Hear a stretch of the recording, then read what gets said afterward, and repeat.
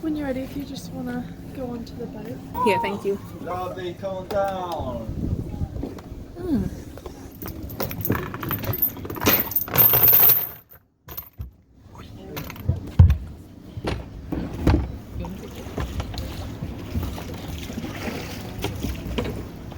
I'll be your engine and guide for the next 45 minutes. So seeing as we're all here for a while, we may as well get a bit more acquainted. So we'll start with you guys at the back. Is it you two? Yeah. Is that right? Lovely. Where are you guys from?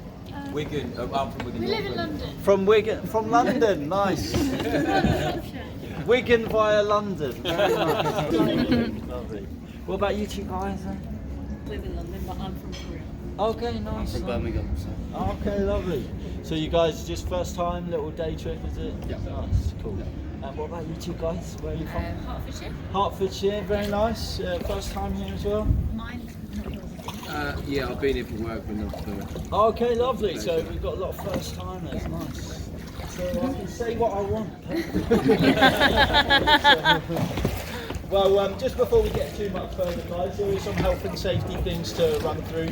Nothing too dramatic, pretty much common sense, but obviously we are on a boat in a river and it's quite narrow, so please keep your hands and legs inside the boat, and we have to pull over to make way for boats like we are now, and obviously there's a very low bridge.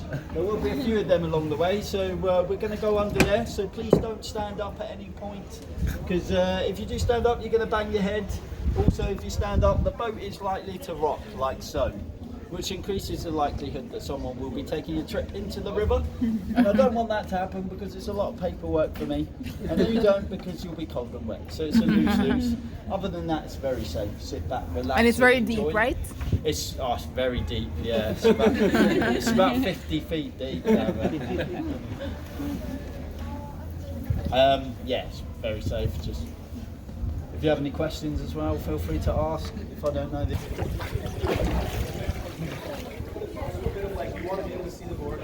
So this bridge we are heading underneath. You probably all recognise the bridge as you would have been stood on it not long ago. So King's Bridge. It's actually one of the UK's oldest working road bridges. So this part is the original, dates back to 1134. So it's actually founded nearly 900 years, 69. So they actually extended the bridge by about 10 feet to accommodate the increased traffic, which at the time, over the bridge, horse and cart. But because it's very original, you can guess what happened to the horse and carts. Many of them were finding their way into the river. So to stop this from happening, the bridge was extended. And believe it or not, up until only 1981, 40 years ago, that bridge carried the main road from Dover to London, the A2. So we basically had heavy traffic driving every day over a near 900-year-old bridge only 40 years ago. It's quite mad.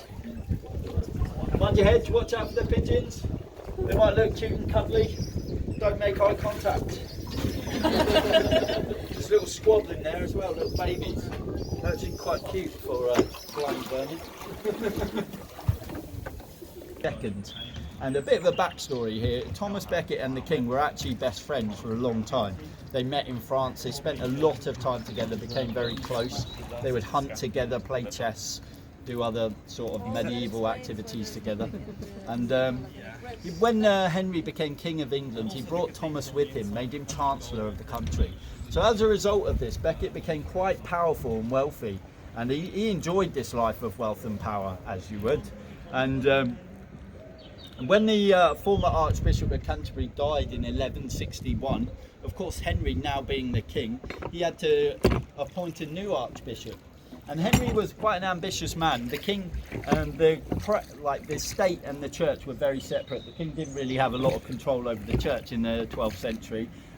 Priests were pretty much a law unto themselves. They didn't answer to common law. And so Henry didn't like this and he wanted more control. So he thought, how am I going to get more control over the church? I need someone in the position of head of the church that I can trust, someone I can control. Who better than your best friend Thomas? And he offered the job to Thomas, and Thomas actually was quite reluctant at first, mainly because he wasn't a religious man.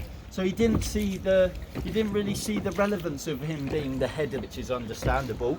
But then Henry may have mentioned that it was a nice wage increase, and Thomas was like, yeah, maybe I could, maybe I could get it done. He was quite an interesting man. He was King of England for 37 years, from 1509 until 1547, and yes, he had rather a big impact on the country, especially religion, mainly because he started his own religion. He started the Church of England.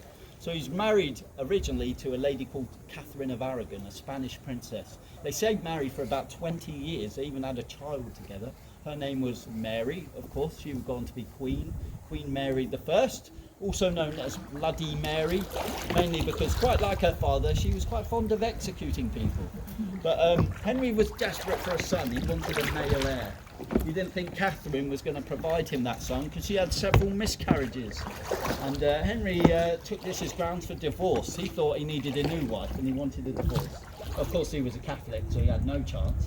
But he approached the Pope and humbly asked if he could be excused. Of course, the Pope refused. Henry was rather upset, so he just started his own religion. And then he divorced his wife, Catherine of Aragon, and married his mistress, a lady called Anne Boleyn. Shortly after that, he kicked all the Catholics out of England, and destroyed all their monasteries and stole all of their wealth. And that building survived because of its use. It was a bridge. So it's actually the only way that people could get onto the island. So Henry, as the king, if he had destroyed it, he would have been forced to replace it, and he didn't want to pay for it. So he just sold it for a profit. And that's why it exists today. Ironically, it is a Catholic chapel. And that is karma. We'll talk about this rather odd looking building. It's quite interesting. It doesn't look very remarkable, but it's known as the Cece's Cottage. It was built in the early 18th century. And if you look at it, you think, there's something quite strange about it. I can't put my finger on it. It's only got 2 windows. That's pretty weird. And the reason for that is because when it was built, we had a gentleman called King William III on the throne of England, also known as William of Orange. He was Dutch. He's quite an interesting fellow. Quite fond of, well, quite obsessed with conquering France. He tried to, and he failed, which cost him a lot of money and a lot of men. So how's he going to recuperate this money? Oh, thank you very much. You're welcome. That could have been awkward. Tax, basically, he came up with, in 1696, he came up with an ingenious idea, which he called window tax, which basically was meant to be levied at the wealthy, believe it or not. Maybe our current government might learn a thing or two from young William. And in 1696, he charged people for the amount of windows they had on their house, because of use quite freely.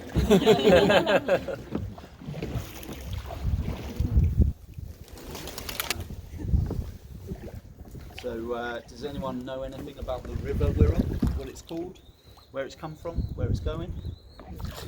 The Great Stour, or the Kentish Stour. It's actually a very common name for a river in England, Stour. There are 6 of them in the country. And the reason for that is because the word derives from an Anglo-Saxon word pronounced stewer. And stewer means aggressive or stubborn. So it's pretty much what the Saxons called every river back then, because that's what rivers were, you know, not very imaginative people. And thankfully, it's not living up to its name today. This is probably the most aggressive part of the river that we will experience. So don't worry, there won't be any whitewater rafting. This is about as crazy as it's going to get.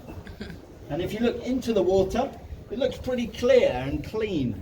It is very clean. It's the cleanest river in the south of England today. Not that that's saying too much, but it is a chalk stream. So chalk is a natural filtration system for the water. So that's why we get a lot of fish in here. Things like pike, trout, perch, even freshwater eel, which tells you how clean it is. I actually saw my first eel of the year today. It was huge. If I see him, I'll point him out to you. But...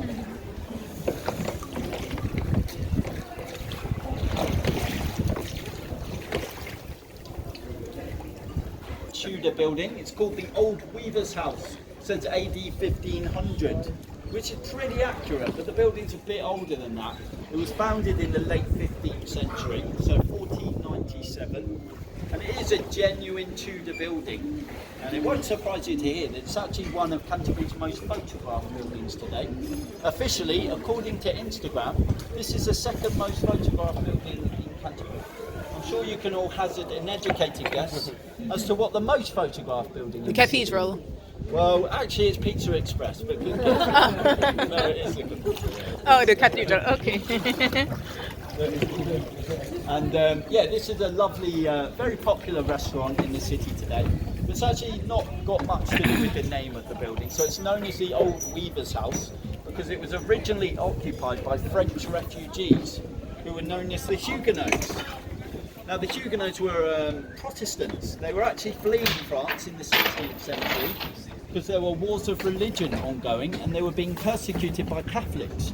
So many Huguenots chose to leave France for their safety. I mean, they famously went as far as South Africa. A lot of them went even to South America. But many Huguenots made the way to England because obviously England is a nice, easy option, very close by.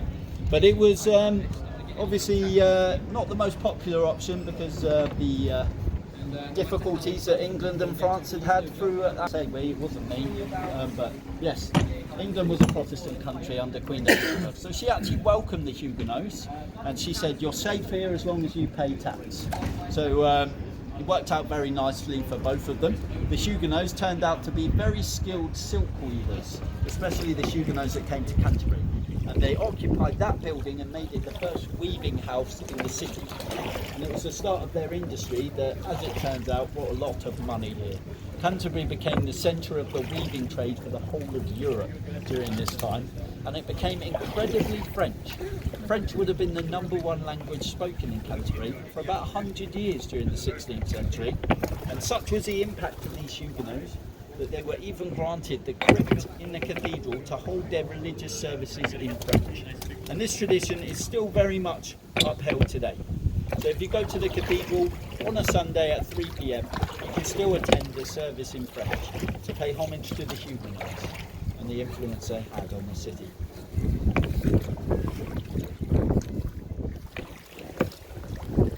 I mean, many of the local people are French. And they're descended from the Huguenots, so they have French-sounding surnames. They probably don't even know they're French, but they are. And we are now passing medieval Pizza Express, serving pizza to the English since the times of the Romans. Maybe not quite that old. But this building actually has quite a rich history, believe it or not. It originally dates back to the 17th century. When it was built in the 1600s, it was a weapons forge or a blacksmith's. So at the time, business would have been booming for a place like this, somewhere that created swords and shields and shoes for horses. It would have been used by Oliver Cromwell in the Civil War to supply his army with weapons like swords and shields and shoes for horses. And in a more recent conflict in 1940, this was a warehouse. And it's actually where the patrons of the cathedral, they buried all the original stained glass windows in tons of sand in the basement of that building to preserve it until after the war. And actually, when they took the stained glass window from Pizza Express's basement, they put it back in the cathedral. They put it back in the wrong order. Even today, it's still in the wrong order. No one knows. They've actually spent millions of pounds trying to rectify this, but they can't find anyone who knows the exact order of it. And how do they know it's wrong? Well, yeah, good point. Apparently they do. Yeah, apparently the stained glass window is meant to tell a story of the history of the miracles that have occurred or said to have occurred in the cathedral. And there's a timeline, it's very specific, that dates way back to, well, it must be the 6th century. So yeah, it was all very specific, but when they took it out, obviously in their haste, they must have forgotten to register like what bit of window goes where, and they sort of just put it all back. And yeah, it's all in the wrong order, so it's quite funny. And this is the Blackfriars Bridge, obviously lovely acoustic environment under here. If anyone would like to serenade us, I can slow it down on the way back.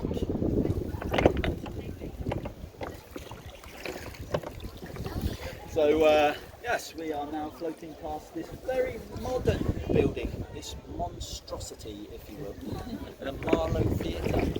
It's quite controversial in Canterbury for a number of reasons, mainly because of its aesthetic, this sort of modern architecture. It didn't really go down very well at the time. many of the local people had quite strong opinions about it. They feel that this is inappropriate for Canterbury. How dare they, our historic city, build something like this? This brutalist architecture. But in its defence, it is a tier 1 theatre now, so it brings big productions to the city. We get a lot of West End musicals now, and a lot of big names come here from London, so it's very good for the economy. And inside it's very impressive. It holds about 1,200 people, very modern, very cool, and yeah, but a lot of the local people would just tell you it's ugly, so you can make up your own minds, I guess. Well, seeing as we're going to be here for a second, and we've got to wait for, we don't want to collide down there. We'll talk about this face. This sculpture is quite interesting. Does anyone know anything about this sculpture? Whether it's a man or a woman. And it's quite controversial to be guessing that sort of thing these days. You could be cancelled on Twitter if you're wrong. A lady called Helen of Troy. She's a Trojan princess. She was actually it's one of Marlowe's most famous play. Marlowe wrote a play called Dr. Faustus, which is about a man who sells his soul to the devil for all the knowledge in the world. And during this play, Faustus enters a dreamlike state, and a beautiful figure of a woman appears before him. And he asks this woman, "Is this the face that launched 1,000 ships?" And that sculpture there, so pretty good use of upside scrap method.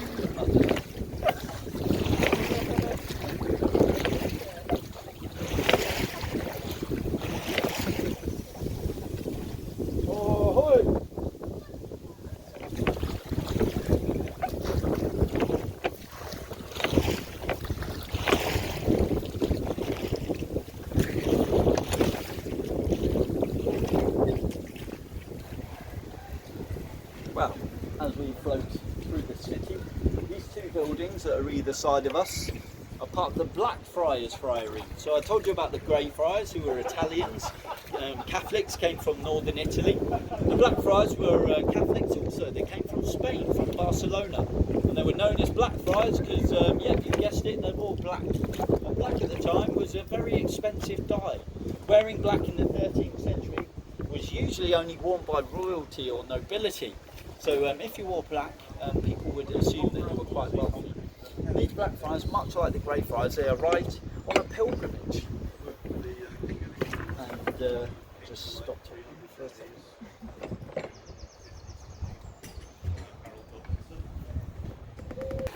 And yeah, they both survived because of their use. They were that was a refectory or a dining hall, that was a dormitory. So a rich merchant in the city, when they were about to be destroyed, managed to convince Henry VIII not to destroy them but to sell them to him, because they were not used for religious purposes.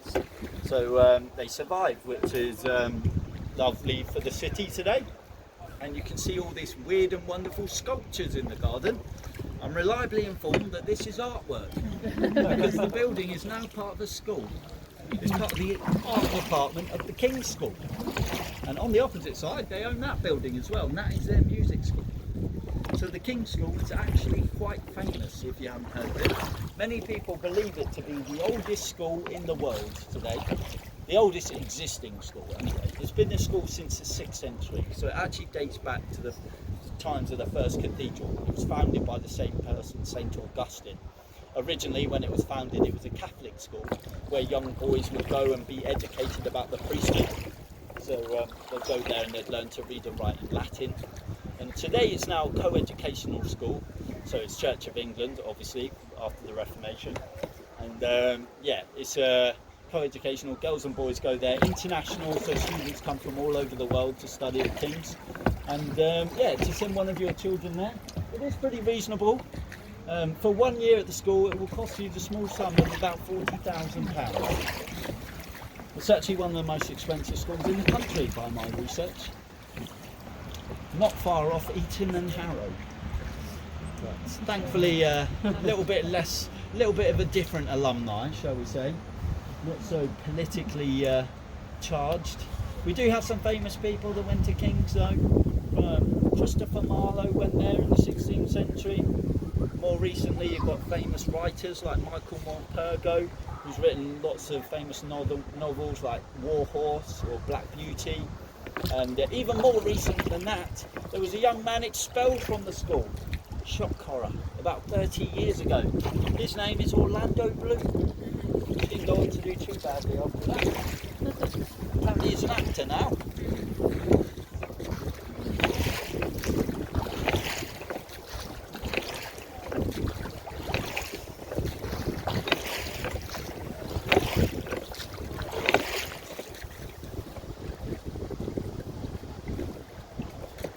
So this lovely part of the canal that we're on, as I mentioned, we are on a canal. This is not the natural river, this is man-made, so that's why it's quite narrow for the most part, very shallow.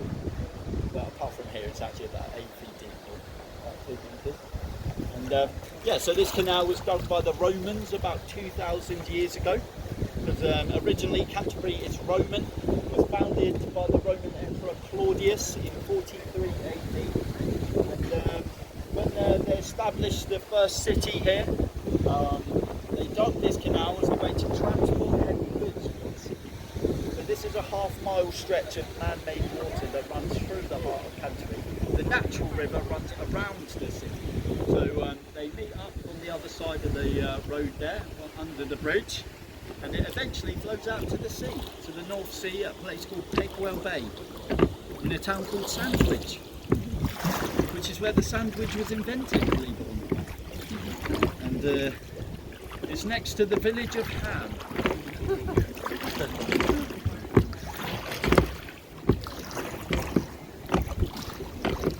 But yes, if you haven't heard the story of how the sandwich was invented, it's actually pretty funny. It was by the Earl of Sandwich, who was a big gambler, apparently. And on one particular evening, he had a hot hand, so he didn't want to leave the table. So when his servant came and informed him that dinner was ready, he said, "Excuse me, Jeeves, just wait there a minute. Could you bring whatever the dinner is to me, whatever the meal?" And the meal collapsed onto the roof of the local pub. But if you look there today, you can see the pub is still there, the meal is not. The reason for that is because of the local fire department. Upon arrival in the 30s, they realised that they didn't have the resources for this sort of situation, so they had to make a quick but very important decision. Which building was more important to Canterbury? The largest employer of the city or the local pub? And you can see which one survived. Possibly the most English decision you're ever going to hear. They thought it was more important to save the pub. It's actually a more logical decision. The pub's connected to houses that lead all the way up to the centre of Canterbury and to the cathedral. So they thought if they stopped the spread of fire, they would save the city. And they let the mill burn down because obviously it's made out of wood. And it is isolated on an island surrounded by water. So once it did burn down, there was less likely going to be fire spreading and causing more damage. And people were quite worried at the time that it would be a similar situation as to what happened in London a few hundred years before. I'm sure you all heard of the Great Fire of London in the 17th century. And yeah, people thought that Canterbury was going to suffer a similar fate and burn to the ground. But it's like the old motto, save the pub, save the city. If every city has this mantra, the world would be a better place.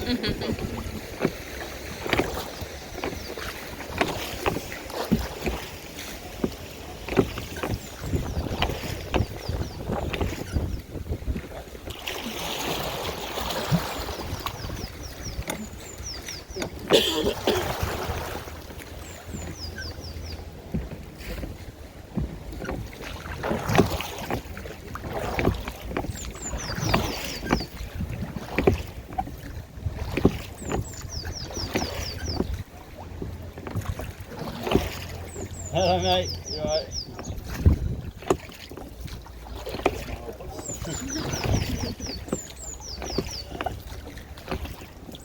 Orchard, not a very impressive orchard. Actually quite a lot of fruit trees in here though, like that tree there is a quince tree. There's a cherry tree in there as well. And there are apple trees. So this fruit growing tradition has been upheld for centuries in this part of the city. So these gardens were originally owned by the Blackfriars in the 13th century, and they used all this land to grow their own fruits, a lot of apples and quince, because that's how they made their money. They made it beer and cider, and they sold it to the local people. Believe it or not, that's what everyone drank back then, because this river wasn't as pleasant then as it is today. It was an open sewer and a public toilet. So, you know, drinking it wouldn't have been the best idea. So what these Blackfriars did is they took the raw sewage out of the river. It would be boiled and brewed with fruit like apples, and they make their own drinks. Lovely stuff it was, fruit drink, cider. Had the consistency of porridge. So not very alcoholic, probably about 1 or 2%. Apparently that was enough to kill the bacteria, but it was deemed safe enough for children to drink. That's why everyone drank back then, even children. The Blackfriars drank quite a lot of this stuff. On average, it was about 10 pints a day, apparently. You can imagine that afternoon prayers would have been somewhat enthusiastic. See it there in all its glory. The cathedral. That's the tallest tower over the city. And yeah, it's quite an interesting building actually. It was the start of the spread of Christianity throughout England, because the cathedral built in Canterbury was the first cathedral that was ever built in England, and originally built in the 6th century. Of course, it certainly didn't resemble the cathedral we have today, because the cathedral we have today is a lot more ornate and sophisticated than something they would have had the capability of building back then. The original cathedral would have looked very similar to what we're looking at now, King's School Art Department. It's built out of this same stone, which is called flint. And flint is locally quarried stone, so it's locally sourced, cheap and effective for the Saxons. But the cathedral we have today is built from limestone, from Caen in Normandy, because it's French. Because what we have today is actually a result of the Battle of Hastings in 1066, which you may be familiar with. A young man who was the Duke of Normandy at the time, more prominently known as William the Conqueror, or if you live in Canterbury, William the something else, but we won't repeat that because it's derogatory. Boy. So, yes, William at the time actually believed that he was the rightful and the true heir to the throne of England, which was quite bizarre because he was French. But as it turns out, he had a strong claim to the throne. A field outside of Hastings, which is now a town called Battle, and he defeated Harold and became the first Norman king of England, or the first French king, which, as you can imagine, not particularly very popular at the time, mainly because he tried to make the people of England speak French. And in 1067 he wandered into Canterbury. Mysteriously, that same year, the Saxon cathedral disappeared, burnt to the ground. No one knows what happened, but of course William was here, which was quite lucky, and he was joined by some of his friends from Normandy who were architects. It was even more lucky, and they had a nice big boat full of limestone in the Stour. They said, "Don't worry, William, you know, we'll just whip you up a new one, nice big French cathedral." I thought, what a brilliant idea. What didn't I think of that? About 100 years later, voila! The new cathedral appeared, built in 1170. Of course, it didn't actually look like that, because that is looks a bit more Gothic. That's a bit more modern, even than Norman architecture, because most of the Norman cathedral fell down about 200 years later because they built it so poorly. So there's only one Norman tower left, and most of it was built in the like mid-15th century. But it is still credited with being built by William the Conqueror. So technically it is French. And but opinions have mellowed to the cathedral over the years. And now everyone in Canterbury has a new building to hang. So it's actually what started the rivalry that still exists today between France and England. It's a bit more civil these days, though, most of the time. Till, you know, football. Well, seeing as we're just going to wait here for a few seconds. So, anyone heard of Christopher Marlowe? Quite an interesting chap, an Elizabethan era playwright and a poet. And he was born in Canterbury in 1564. Unfortunately for him, he was born in the same year as another playwright who you're probably a bit more familiar with, young man born some month.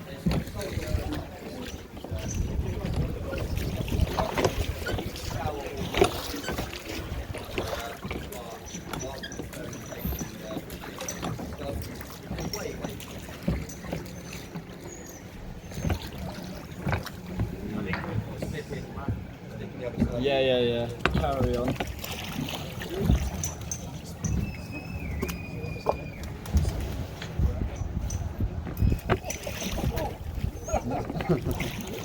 That's all right.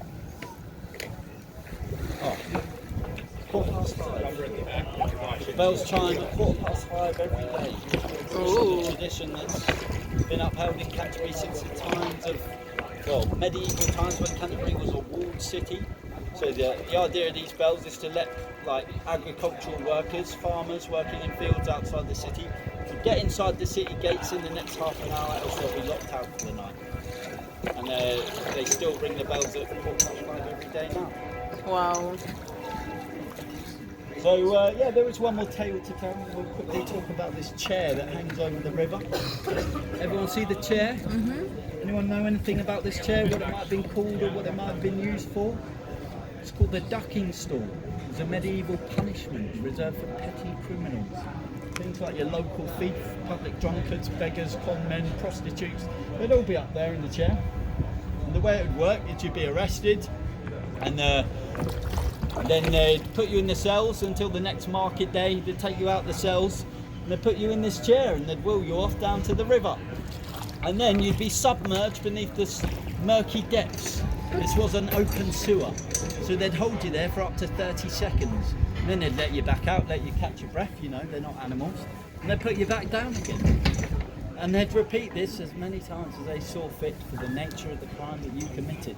So if you've done something particularly heinous, you're in for a pretty bad day. This was like public shaming and humiliation. For everyone else, of course, it'd be a jolly good time. It'd be like entertainment, like medieval Netflix or something. You know? They didn't have TV back then, they had to do something. And it was also a way, it was like family fun. Like parents would bring their children along. It was a way of teaching your children right from wrong, you know. Don't steal from the market, else you'll end up there. And no one wanted to end up there. It was also a clever way of alienating you from society. So if you think, we're talking about 15th century society, people didn't really smell the best back then. Personal hygiene, a bit of a foreign concept to most. They didn't really wash very often. On average, it was about once or twice a year.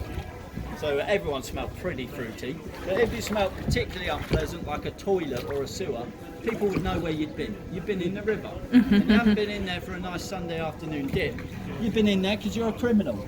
So people would avoid you. If it smelled like a toilet, you wouldn't be welcome in society, in the market or a tavern, or you wouldn't be able to find work.